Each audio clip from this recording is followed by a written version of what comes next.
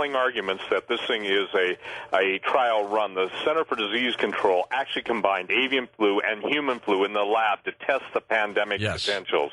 Now, some people can't put two and together, but I think this is what we've got to share with them and show them.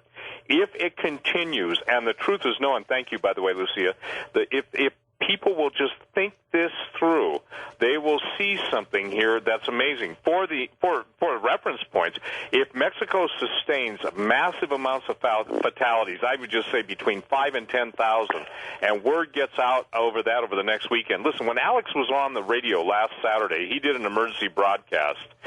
My sources were telling me, George, that the command and control airborne entire communication network went up to put us under martial law. And this is a fascinating story, okay? After Alex was, or forgive me, about midway through Alex's broadcast, the word was given out by, formerly he was known as Lighthouse, but it's the commanding general in an airborne asset who has complete implementation when the go order is given for martial law. He ordered all military off the high-frequency channels, and he ordered the activation of all state emergency centers. By the way, if I can just add, because there's so much to say and everything is just a riveting program. The reason I interrupted that guy earlier was it's a fact that flus go east to west. It's a fact that they're saying this came out of Mexico, and that's never before happened. Every flu comes out of Asia. This is so different, and the virus is so different. And what that lady from Mexico was writing is these dozens of calls I've had from Mexico, the hundreds of emails from Mexico, and the BBC talked to doctors back on Saturday morning saying right in their area of Mexico City it was 200-plus deaths, back when they were saying it was 68. And so that's what I'm getting from all over Mexico is these deaths, and the media says, oh, everything's fine, but the Mexican government wants all the Western press out, is kicking everybody out, and they're saying everything's fine with their words, but with their actions they're saying this is basically the Black Death. This is going to kill tourism there. Kill it. Yeah, and it's also going to kill the economy in Mexico, and it's also going to have ramifications and implications to the U.S. banking system. I think David Wilkerson years ago and people used to give David a really hard time over his prophecy that Mexico goes, economic system goes in Mexico, and then 2 weeks later the U.S. goes. So, when something doesn't happen at time, it's interesting, George, because no one who speaks a prophetic word at the time it's given is ever received at the time it's given, and only people look back at it and say, gee, that guy knew what was going on. Well, all I know is Mexico's on the edge of collapse, and now this can push it over the edge. All right, so who benefits if Mexico collapses? The globalists, the major central banks love this. They've war-gamed this. The order out of chaos. The worse thing gets, the more things fall apart to a Mad Max scenario, the more excuses and pretext the globalists have to come in with gun control, crackdowns on society. Let's go back to the final call. Somerset, New Jersey. Ben, east of the Rockies, you're up with us. Hey, Ben.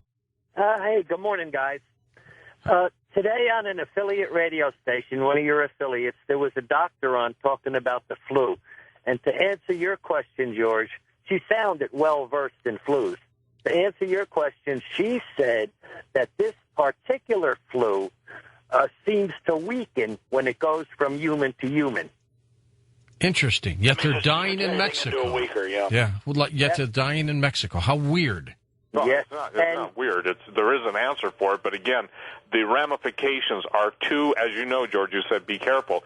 The ramifications are too upsetting. That's why I really got to urge everybody, please go on my website to search out Wouter, W-O-U-T-E-R, Basson, B-A-S-S-O-N, and then apply it to what you're seeing. And I think that you don't need any education beyond that. Well, what that lady said in the email, and this is the one point I haven't made tonight, and I just want to make it briefly. This is so important.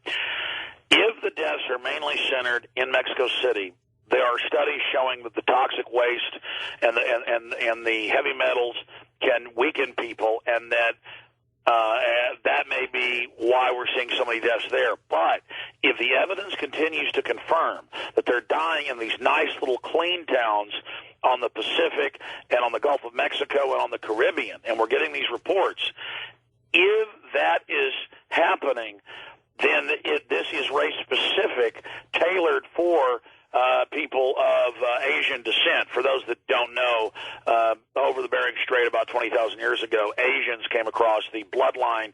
They have the Mongolian spots on their backs when they're babies. The people who are, quote, Mexican are really predominantly Asian with a mixture of Spanish bloodlines. And so this is a race-specific bioweapon for Asians. If it only continues to kill Mexicans, we will see it also affect Asians. We're going to our wild card line. Somebody is not using their name, called Anonymous. Let's find out why. Go ahead. My question was, if you get the flu, is it safe to take Tamiflu, or does it work only for certain nationalities? No, that helps it first. The problem is it accelerates the mutation, just like antibiotics make bacteria more deadly over time. It accelerates the mutations in the flu viruses. Go ahead. And President Obama saying today, flu is cause for concern, not alarm. Interesting. In Mexico, I bet they say it the other way around. Absolutely. And again, the thing that's interesting is look where the president was just, several days ago or a week ago? He was in Mexico. Sure thing. And the initial story that came out of Mexico, now this is what I keyed in on, George. He met with the head of the Art and Antiquities Department for Mexico. The initial story said that man died 12 hours later. Then they changed the story to say that he died weeks later of a heart attack. I think people need to realize that... What is it? Well, how does he die weeks later? He just shook his hand a week ago. Yeah, so the point is that, again... He had a time machine. He went forward in time to May. Hey, Alex, that's a marvel of modern news reporting. They can make it go back, the Wayback Machine. Anything we want. Yes. Gainesville, Florida. Spencer, it's your turn. Hi, Spencer. Hey, how's it going? Good. Well, I was just, with all the shrouding of mystery of the swine flu, I was wondering if it had anything to do with possibly the disclosure of extraterrestrials and possibly a connection with how they would, throw them out there without creating panic that maybe they have a cure. I would say in this case, that has nothing to do with this one. But I never talk about extraterrestrials. I don't go there. I don't touch it. But you have the Pope coming out and saying it's real, or the Vatican, one of his top people. Vatican. You have all these other governments coming out, all these astronauts coming out, all of these governments coming out and legitimizing it. And then I have seen government documents where they have planned staged UFO landings if they ever need to really do a psyop on the whole world as a unifying effect. But I mean, again, here's the problem. People say, well, do we have a whistleblower? Do we know what's happening now? We always do in hindsight. But a month or two from now, when all the data comes out and we can come on the show and effectively, tell people in hindsight what happened, by then everybody's moved on to the next story. And so that's why people have to kind of in a congruent fashion develop a memory. I'd like to know how many people die in Mexico from just the common flu. I don't know what those numbers are. I looked it up, and it said more than the United States. And again, you get different numbers, between 15 and 36,000 in the United States, between 10 and 30,000 in Mexico, because there's 100 million in Mexico versus our 300 million. Mm-hmm.